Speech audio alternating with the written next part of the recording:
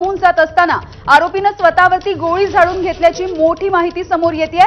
अक्षय शिंदेची प्रकृती एका ठिकाणी गंभीर असल्याचं कळतंय। सूत्र सुद्धा अशी माहिती देतात की त्याचा मृत्यू झालेला आहे। मात्र या सगळ्या झटापटीच्या दरम्यान एक पोलीस अधिकारी सुद्धा जखमी झालाय। बदलापूरमधल्या चिमुरडीवरचं अत्याचाराचं प्रकरण समोर आलेलं होतं। मात्र ज्या वेळेला अक्षय शिंदे याची चौकशी सुरू झाली त्यावेळेला एकच प्रकरण नाही तर आतापर्यंत अशा पद्धतीच्या 3 प्रकरणांच्या घटनांमध्ये त्याला आरोपी ठरवण्यात आलेलं होतं आणि त्या संदर्भातून पुढचा तपास सुरू आहे। पुन्हा एकदा गणेश ठाकूर आपल्या सोबत आहेत। गणेश, सूत्रांनी ही मोठी माहिती दिल्याचं कळतंय की अक्षय शिंदे याचा मृत्यू झालेला आहे। काय नेमकी आताची अपडेट येते, काही कळू शकलंय का?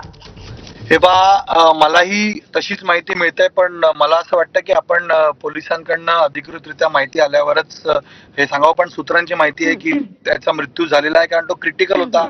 अशी इंजुरी होती की त्यातनं वाचणं शक्य नव्हतं आणि अधिकारी खूप सिरियसली इंजर्ड होते।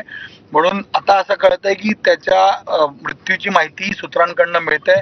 पोलिसांची टीम तिथं आहे, डॉक्टरांची टीम तिथं आहे आणि अद्याप अधिकृतरित्या त्यांच्याकडनं कोणती माहिती मिळालेली नाही, पण मृत्यू झाल्याचं सध्या तरी सूत्र सांगतायत। ऑफिशियल स्टेटमेंट आल्यानंतर त्याचं कन्फर्मेशन मिळू शकेल।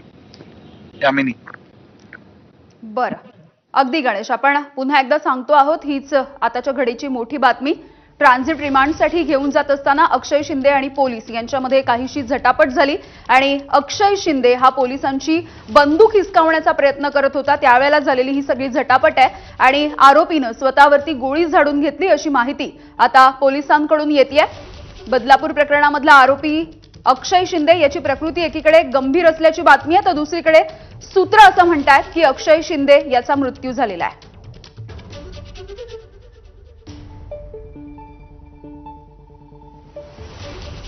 तर बदलापूर अत्याचार प्रकरणामधला हा आरोपी आहे अक्षय शिंदे। यानं आत्महत्या करायचा आजचा प्रयत्न केलेला आहे। पोलिसांच्या बंदुकीमधून अक्षय शिंदेनं स्वतःवरती गोळी झाडून घेतल्याची माहिती समोर येते। आरोपीनं अत्यंत घृणास्पद असं वक्तव्य केलेलं होतं, वर्तन केलेलं होतं। अगदी 4 वर्षांच्या आणि 6 वर्षांच्या मुलीवरती त्याने अत्याचार केलेले होते आणि त्यानंतर हे सगळं प्रकरण समोर आलेलं होतं। त्या मुली शाळेत जाण्यासाठी नाही म्हणत होत्या, त्यानंतर हे सगळं प्रकरण समोर आलं होतं आणि बदलापूरमधला जनक्षोभ सुद्धा आपण पाहिलेला आहे। वेगवेगळ्या पद्धतीच्या राजकीय किनार सुद्धा एकंदरीतच या प्रकरणाला नंतर लावली गेली।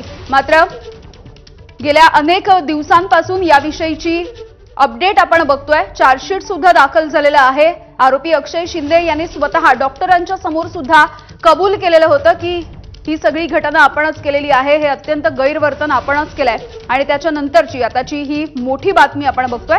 अक्षय शिंदे याने स्वतःवरती गोळी झाडून आत्महत्या करण्याचा प्रयत्न केलाय।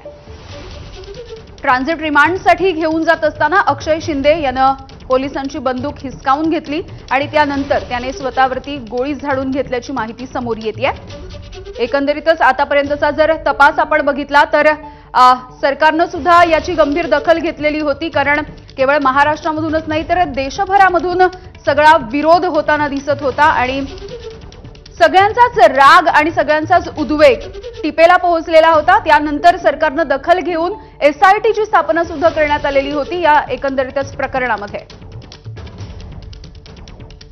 तर आताच्या घडीची ही मोठी बातमी आपण बघतोय। आरोपी अक्षय शिंदे यानं स्वतःवरती गोळी झाडून घेतली आणि आत्महत्या करायचा प्रयत्न केलेला आहे। बदलापूर प्रकरणामधला आरोपी अक्षय शिंदे याचा मृत्यू झालाय असं सूत्र म्हणतात। मात्र नेमकं कोणत्या रुग्णालयामध्ये त्यांना नेलं गेलं याविषयीची माहिती आपल्याकडे अजून आलेली नाहीये।